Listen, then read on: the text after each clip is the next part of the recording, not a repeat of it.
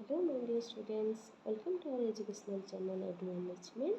ମୁଁ ଆପଣମାନଙ୍କ ପାଇଁ ଗୋଟେ ଗୋଲ୍ଡେନ୍ ଅପରଚ୍ୟୁନିଟିର ନ୍ୟୁଜ୍ ନେଇକି ଭିଡ଼ିଓରେ ଆସିଛି ଯେଉଁଟା ନିହାତି ଆପଣମାନଙ୍କୁ ଭଲ ଲାଗିବ।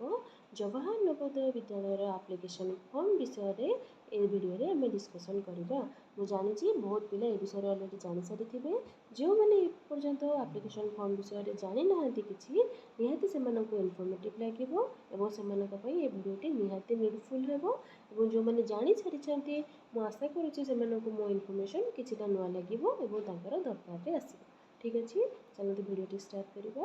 ଫାର୍ଷ୍ଟ କଥା ହେଲା ଆମେ ଆପ୍ଲିକେସନ୍ ଫର୍ମର ଲାଷ୍ଟ ଡେଟ୍ ହେଲା 16/9/2024, ଯେଉଁଟାକି ଆମେ 2025 ମସିହାରେ ଏଣ୍ଟ୍ରାନ୍ସ ଦେବା ପାଇଁ ଯାଉଛେ, କିନ୍ତୁ ଆମକୁ ସେପ୍ଟେମ୍ବର ମାସ ସୁଦ୍ଧା ଆପ୍ଲିକେସନ୍ ଫର୍ମ ସବମିଟ୍ କରିବା ପାଇଁ ପଡ଼ିବ, ଯାହାର ଲାଷ୍ଟ ଡେଟ୍ ଭଲରେ ମନେ ରଖିବେ 16/9/2024।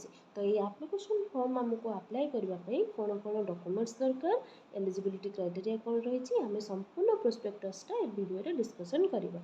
ଆଶା କରୁଛି ଭିଡ଼ିଓଟି ନିହାତି ଇନଫର୍ମେଟିଭ୍ ହେବ, ତ ଭିଡ଼ିଓଟି ସେଥିପାଇଁ ଶେଷ ପର୍ଯ୍ୟନ୍ତ ଦେଖନ୍ତୁ। ଯେଉଁମାନେ ପ୍ରଥମ କରି ଭିଡ଼ିଓ ଦେଖୁଛନ୍ତି ବା ଚ୍ୟାନେଲରେ ନୂଆ ଅଛନ୍ତି, ଚ୍ୟାନେଲକୁ ସବସ୍କ୍ରାଇବ୍ କରନ୍ତୁ ଏବଂ ଭିଡ଼ିଓଟି ଅନ୍ୟମାନଙ୍କୁ ସେୟାର କରନ୍ତୁ। ଠିକ୍ ଅଛି, ଫାର୍ଷ୍ଟ କଥା ହେଲା ଆମର ଷ୍ଟେଟ୍ ୱାଇଜ୍ ଜବାହର ନବୋଦୟ ବିଦ୍ୟାଳୟର ଭ୍ୟାକେନ୍ସି ବାହାରିଥାଏ। ମାନେ ଟୋଟାଲ୍ ଆମର 653 ବା 653ଟି ସିଟ୍ ରହୁଛି, ଯେଉଁଟାକି all total 27 state and 8 union ଟେରିଟୋରିଜ୍ରେ ରହିଛି। ତ ସେଇ ହିସାବରେ ଡିଭାଇଡ଼ ହେଇକି ବାହାରିଛି କେଉଁଠି କେଉଁ ଷ୍ଟେଟ୍ରେ କେତେଟା ସ୍କୁଲରେ ସିଟ୍ ଭ୍ୟାକେନ୍ସି ରହୁଛି। ସବୁ ଷ୍ଟେଟ୍ର ନାଁ ଦେଇଛି, ଯେଉଁଠି ଯେତେଟା ସ୍କୁଲର ଆଭେଲେବିଲିଟି ଅଛି। ତ ଆମେ ଆମ ଓଡ଼ିଶା ଷ୍ଟେଟ୍ କଥା ଦେଖିବା। ଓଡ଼ିଶାରେ ଆମର 31ଟା ସିଟ୍ ଆଭେଲେବୁଲ୍ ଅଛି। ତ ଆମକୁ ସେଇ ହିସାବରେ ପ୍ରିପାରେସନ୍ ହେବା ପାଇଁ ପଡ଼ିବ, କାହିଁକିନା ଟପ୍ କମ୍ପିଟିଟର୍ ତ ନିହାତି ଆସିବେ। ତ କମ୍ପିଟିସନ୍ ପାଇଁ ପୁରା ଏବେଠୁ ଆମେ ମାଇଣ୍ଡ ମେକଅପ୍ କରି ଫର୍ମ ସବମିଟ୍ କରି ଏବେଠାରୁ ରେଡ଼ି ହେଲେ ନିହାତି ଆମର 25ରେ ଏକ୍ଜାମ୍ ବହୁତ ଭଲ ହେବ। ଠିକ୍ ଅଛି, ତାହେଲେ ଆମେ ଜାଣିଲେ ଆମର 31ଟା ସିଟ୍ ଅଛି। ତାପରେ ଆମେ ବୁଝିବା କ'ଣ କ'ଣ ଡକୁମେଣ୍ଟସ୍ ଆମର ଦରକାର ଅଛି ଫର୍ମ ଆପ୍ଲାଏ କରିବା ପାଇଁ। ଆମର କେଉଁ କାଷ୍ଟରେ ଆମେ ଯାଉଛେ, ଆମର କାଟାଗୋରୀ କ'ଣ ଅଛି, ଆମ ପାଖରେ କିଛି ଫିଜିକାଲି ହ୍ୟାଣ୍ଡିକ୍ୟାପ୍ଟ ପିଲା ଅଛନ୍ତି କି ନାହିଁ, ତ ସେ ବିଷୟରେ ଆମେ ସମ୍ପୂର୍ଣ୍ଣ ଡିସ୍କସନ୍ କରିବା। ଫାର୍ଷ୍ଟ କଥା ହେଲା ଜବାହର ନବୋଦୟ ବିଦ୍ୟାଳୟ ସେକ୍ସନ୍ ପାଇଁ ବା ସିଲେକ୍ସନ୍ ପାଇଁ ଆମକୁ ଦୁଇଟା ଫର୍ମାଟ୍ରେ ଏକ୍ଜାମ୍ ଦେବା ପାଇଁ ପଡ଼ୁଛି। ଦୁଇଟା ଫର୍ମାଟ୍ କହିଲେ ସିଏ ଟୋଟାଲି ଯେହେତୁ 27 ଷ୍ଟେଟ୍ ଆଉ 8 ୟୁନିୟନ୍ ଟେରିଟୋରିଜ୍ ମିଶେଇକି କରୁଛି, ତ ସେ ସେଇଟା ଡିଭାଇଡ଼ କରିଦେଇଛନ୍ତି। ଫାର୍ଷ୍ଟ ହେଲା ଅନ୍ ସଟର୍ଡେ 12 ଏପ୍ରିଲ 2025ରେ ଗୋଟେ ଏକ୍ଜାମ୍ କରାହେଉଛି କିଛିଟା ଷ୍ଟେଟ୍କୁ ନେଇକି, କିନ୍ତୁ ଆମର ସେଥିରେ ଓରିଏଣ୍ଟ ହେବାର ନାହିଁ। ଆମର ଏକ୍ଜାମ୍ କେବେ ଅଛି, ଅନ୍ ସଟର୍ଡେ 18 ଜାନୁଆରୀ 2025, 2025ର 18 ଜାନୁଆରୀରେ 11:30ରେ ଆମର ଓଡ଼ିଶା ଷ୍ଟେଟ୍ର ଏକ୍ଜାମ୍ଟା ହେବା ପାଇଁ ଯାଉଛି। ତ ଆମେ ଆମ ଷ୍ଟେଟ୍ କଥା ଦେଖିବା, ଆମ ଡିଷ୍ଟ୍ରିକ୍ଟରେ କେବେ ହେଉଛି ସେ ବିଷୟରେ ଆମେ ଡିଟେଲ୍ସ ଇନଫର୍ମେସନ୍ ଆଣିବା। 16 ସେପ୍ଟେମ୍ବର ସୁଦ୍ଧା ଆମକୁ ଫର୍ମ ଫିଲ୍ଅପ୍ କରିବା ପାଇଁ ପଡ଼ିବ।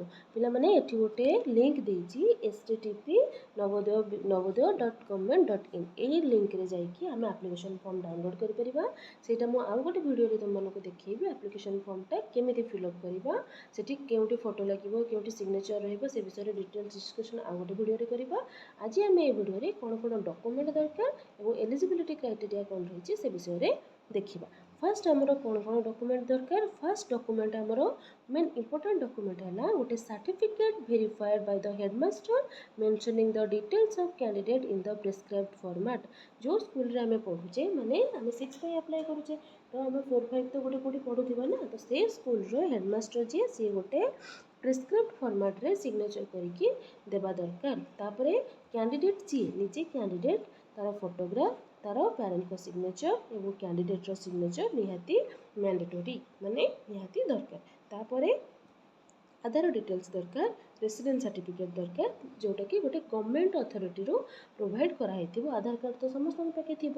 ଯଦି କେଉଁ ପିଲାମାନଙ୍କର ଆଧାର କାର୍ଡ଼ରେ ଭୁଲ ରହିଛି ବା କରେକ୍ସନ୍ ଦରକାର ଅଛି, ସେମାନେ ବହୁତ ଜଲ୍ଦି କରେକ୍ସନ୍ କରେଇ ନିଅନ୍ତୁ। ଯେମିତିକି ଯଦି ଆମେ ଏକ୍ଜାମ୍ରେ ବି ପାଇଯାଉଛେ, ସିଟ୍ ଗୋଟେ ପାଉଛେ, ଡକୁମେଣ୍ଟ ଭେରିଫିକେସନ୍ ବେଳେ ଆମର ଆଧାର କାର୍ଡ଼ରେ କିଛି ପ୍ରୋବ୍ଲେମ୍ ଥିଲେ ସେଇଟା ଆମର ସିଟ୍ ମିଳିବାରେ ବହୁତ ପ୍ରୋବ୍ଲେମ୍ ହେଇପାରିବ। ତ ଆଧାର କାର୍ଡ଼ର କରେକ୍ସନ୍ ଆଗ ଭଲସେ କରେଇ ନିଅନ୍ତୁ। ଠିକ୍ ଅଛି, ତାପରେ ବେସିକ୍ ଡିଟେଲ୍ସରେ କ୍ୟାଣ୍ଡିଡେଟ୍ ମାନଙ୍କର ଷ୍ଟେଟ୍, ଡିଷ୍ଟ୍ରିକ୍ଟ, ବ୍ଲକ, ଆଧାର ନମ୍ବର ଏସବୁ ବି ଦରକାର ହେଇପାରେ। ବୁଝିହେଲା? ତାହେଲେ ସବୁଠୁ ବଡ଼ ଇମ୍ପୋର୍ଟାଣ୍ଟ କଥା ହେଲା ଯେଉଁ ସ୍କୁଲରେ ଆମେ ପଢ଼ୁଛେ, ପ୍ରିଭିୟସଲି ପଢ଼ୁଥିଲେ, ସେ ସ୍କୁଲରେ ଆମର ହେଡ଼ମାଷ୍ଟରଙ୍କର ଗୋଟେ ପ୍ରେସ୍କ୍ରାଇବ୍ଡ ଫର୍ମାଟ୍ରେ ସାଇନ୍ କରି ଆଣିବା ଦରକାର। ତା ସହିତ ଫଟୋଗ୍ରାଫ, ସିଗ୍ନେଚର୍ ଏବଂ ପ୍ୟାରେଣ୍ଟଙ୍କ ସିଗ୍ନେଚର୍ ଏବଂ ଆଧାର ଡିଟେଲ୍ସ କାହାର, କ୍ୟାଣ୍ଡିଡେଟ୍ଙ୍କର। ଠିକ୍ ଅଛି, ଏତକ ଡକୁମେଣ୍ଟ ଆମ ପାଖରେ ରହିବା ଦରକାର। तापरे कौन देछि candidates applying for admission under rural category will have to produce a certificate of competent authority. जदि आम रूरल एरिया रे पढ़ुचे ताहले आमे से रूरल एरिया रो अथॉरिटी जे अछंती आमे तांको ठारो गोटे एप्लिकेशन बा गोटे फॉर्मेट रे साइन करैके आनिबा दरकार। जदि आमे रूरल एरिया रे पढ़ुचे आमे से स्कूल रे पढ़ुतिले बोली से स्कूल एरिया रो अथॉरिटी जे से हमको गोटे फॉर्मेट रे साइन करैके देबे। तापरे आ कोन दरकार जदि मैंने फिजिकली हैंडिकैप अच्छा जहाँ को आम दिव्यांग बोली कहूचे दिव्यांग कैटेगरी माने जार किसी डिजेबल रही डिजेबल कहले कौन जदि ब्लाइंडनेस अच्छी कहार माने हैंडिकैप अच्छा फिजिकली हैंडिकैप्ड अच्छा ऑर्थोपेडिकली किसी प्रोब्लेम अच्छी हियरिंग इंपरमेंट अच्छी है ना मैंने जहाँ को देखा जाऊनी शुणा जाऊनी कि कौन बॉडी रे प्रोब्लेम अच्छी ताहले से गोटे मेडिकल सर्टिफिकेट दरकार जोटा कि गोटे चीफ मेडिकल ऑफिसर को द्वारा अप्रोप्रिएट फॉर्मेट रे साइन करके देइथिबे। तो सेटा पुनी तुम निज डिस्ट्रिक्ट जो डिस्ट्रिक्ट रो पिला हमें से डिस्ट्रिक्ट रो मेडिकल ऑफिसर को ठारू हमें साइन करके आनिबा दरकार। तापरे candidates belonging to transgender category will have to submit a certificate जो माने ट्रांसजेंडर अछंती से मानकर मध्य गोटे का सर्टिफिकेट गोटे दरकार हे से माने ताकर गोटे सर्टिफिकेट सबमिट करबा दरकार अछि बुझियला। तापरे the entire admission process including release of wait the हमरो सिलेक्शन लिस्ट बाहरी जीवो वेटिंग लिस्ट सहित first merit list second merit list third merit list सब मेरिट लिस्ट बाहरी जीवो एवं ता सहित वेट लिस्ट रे भी जदी को माने थिबे सब सेटा क्लियर हे जीवो 31 डिसेंबर सुधा बुझियले पे माने एतक डॉक्यूमेंट आ डॉक्यूमेंट रो क्राइटेरिया कोन रहिला हमें देखिले। तापर हमें देखिबा हु इज एलिजिबल को माने ए फॉर्म पकेबा पे एलिजिबल अछंती जदि एबे गोटे अष्टम नवम श्रेणी पिला कहबो मु नवोदय पे पकेबी ताहले तो हेई परिबोनी ना तो सेति पई को माने एलिजिबल अछंती से विषय रे देखिबा। फर्स्ट पॉइंट देछि admission of candidate to class 6 in a JNV is district specific माने जो डिस्ट्रिक्ट रे हमें अच्छे से डिस्ट्रिक्ट रे ही हमें अप्लाई करि परिबा सेति पई कहिछि only the bonafide resident bonafide resident माने जो एरिया रे हमें बिलोंग करूचे जो एरिया रे पिला हमें से एरिया रे बा से डिस्ट्रिक्ट रे ही हमें अप्लाई करि परिबा। हमें एबे कटक डिस्ट्रिक्ट रे जाउची हमें एबे जदी खोर्धा डिस्ट्रिक्ट रे अप्लाई करिया पे चाहिबा करि परिबा नाही काहे ना हमर रेसिडेंट सर्टिफिकेट रे तो हमर कटक थिबो हमर आधार कार्ड रे भी तो हमर कटक थिबो तो सेति पई बोनाफाइड रेसिडेंट माने जो एरिया रे हमें बिलोंग करूचे सेही एरिया बा सेही डिस्ट्रिक्ट रे ही हमें अप्लाई करि परिबा।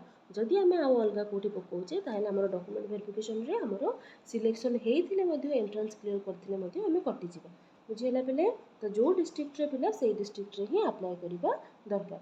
तापरे कोन देछि candidate has to reside in the district where he she is seeking admission जोटी से एडमिशन पई जाउछंती सेही डिस्ट्रिक्ट रे हेतिबा निहाती दरकार सेम डिस्ट्रिक्ट हेतिबा दरकार बोनाफाइड डिस्ट्रिक्ट बा सेम डिस्ट्रिक्ट हेतिबा दरकार अछि जेमिति कि तकर पेरेंट मानकर किछि गोटे रेसिडेंशियल सर्टिफिकेट थिबो से सेही डिस्ट्रिक्ट बा सेही एरिया रे जाउछंती बोली जोटा कि वेरीफाई हेइथिबो कार माने गोटे कि सीनियर अथॉरिटी द्वारा वेरीफाई हेइथिबो।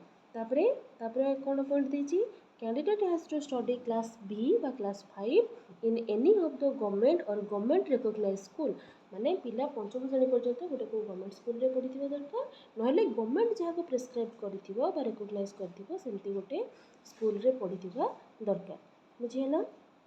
तापर आउ कोन पॉइंट देछि candidates who have pass class 5 eligible to apply माने जदि हमें गोटे वर्ष रही जाइछे धर मु तृतीय पढ़ुची तृतीय गोटे वर्ष रही जाइए पुणी ता पर वर्ष भी तृतीय रही चतुर्थ नेक्स्ट ईयर पढ़ुचे गोटे क्लास रे जदि हमें रिपीट करूचे ताहले हमें नवोदय फॉर्म पकई परिबा नाही तो सेति से कहूचे जदि 5 क्लास रे किए रिपीट करिसेंती वर्ष रही कि पुणी आउ वर्ष रही कि माने पकाउछंती फॉर्म से माने एलिजिबल नुहंती माने से माने कटि जिवे तो मोर गोटे थर रे पंचम सरला चतुर्थ पर पंचम आसिली पंचम सरिला वर्ष ही षष्ठ पई अप्लाई करि परिबी पंचम रे मु 2 वर्ष रही कि जदि चाहिबी ता पर वर्ष अप्लाई करिया पई ताहले से माने अलाउड नुहंती एत लिखा है सच candidate will not be allowed से माने अलाउड नुहंती कोन पई जेएनवी रो एंट्रेंस पई बुझिया ना।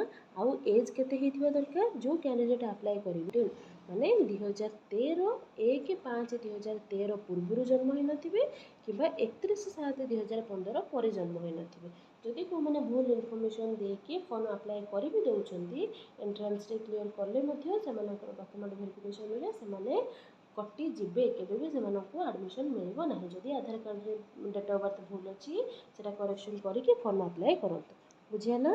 तापरे the decision of the medical board will be treated as binding and final माने मेडिकल सर्टिफिकेट हमर जो थाए ना बर्थ सर्टिफिकेट से हिसाब रे ही हमरो डेट ऑफ बर्थ काउंट करा जाए से जति लिखा हेतिबो से हिसाब रे ही तुम फॉर्म पे अप्लाई करियो बुझी ना। नेक्स्ट पॉइंट कोन देछि A candidate appearing for the selection test must be studying in class 5 आमे जो टेस्ट दबा सिलेक्शन टेस्ट से आमे क्लास 5 जाए ही पाठ जो पढ़ी क्लास 5 रे पाठ ही बेसी आसे तो से क्लास 5 टा पूरा भल भाव में कंप्लीट करिथिबा दरकार ठीक अछि। तापरे the candidate who has already pass studied class 5 in previous academic session is not eligible to apply and appear in the selection test जदि माने जोटा कहली कि जदि किए रिपीट करिथिबो माने ऑलरेडी पास हे कि पढुथिबो पुणी आउथरे प्रीवियस एकेडमिक सेशन रे से माने आउथरे अप्लाई करि परिबे नाही बुझिए ना।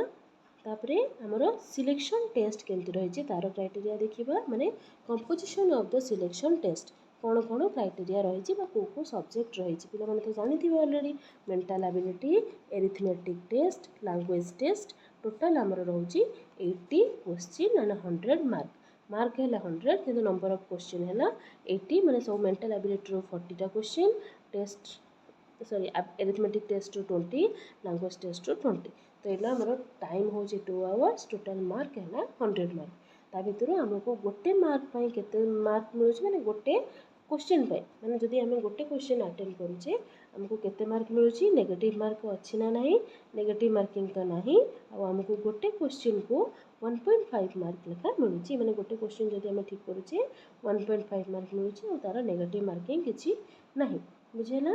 तापरे मेथड माने केमिति को मेथड रे आमे आंसर करिबा आंसर केमिति करिबा ओनली ब्लू और ब्लैक बॉल पॉइंट रे करिबा बा ब्लॉक माने पेन रे करिबा जोटा कि पेंसिल टा स्ट्रेटली कोन हे प्रोहिबिटेड हे माने पेंसिल यूज करि परिबा नाही केमती करिबा एमती चारटा ऑप्शन देथिबो चारटा ऑप्शन भितरु हमकु कोन करिया पय पड़िबो गोटे चूज करिया पय पड़िबो ए बी सी डी देछि हम सेतरु जो ऑप्शन टा हमकु ठीक लागिबो सेटा को हमकु डार्केन करिया पय पड़िबो तेला माने एबे आमे आगो फॉर्म फिलअप करि देबा समस्त फॉर्म सबमिट करि दियो तापरे क्वेश्चन पैटर्न हमें डिस्कशन करिबा एबो एग्जाम पूर्वरु हमें केमिति से क्वेश्चन को अटेंड करिबा केमिति डार्केन करिबा को क्वेश्चन केमिति कले केते टाइम हमें मैनेजमेंट कले हमकु भलो भाबरे क्वेश्चन कंप्लीट करि परिबा से विषय में डिस्कशन करिबा एबे ओनली फॉर्म फिलअप विषय रे मु कहिया को चाहूची और मु भाबुची समस्त बुझी परिथिबे तो फॉर्म फिलअप एबे करिकि हमें आगो एप्लिकेशन फॉर्म टा सबमिट कर देबा दरकार तापर हमें question pattern question previous year question कोन आस्तिला से विषय रे मध्ये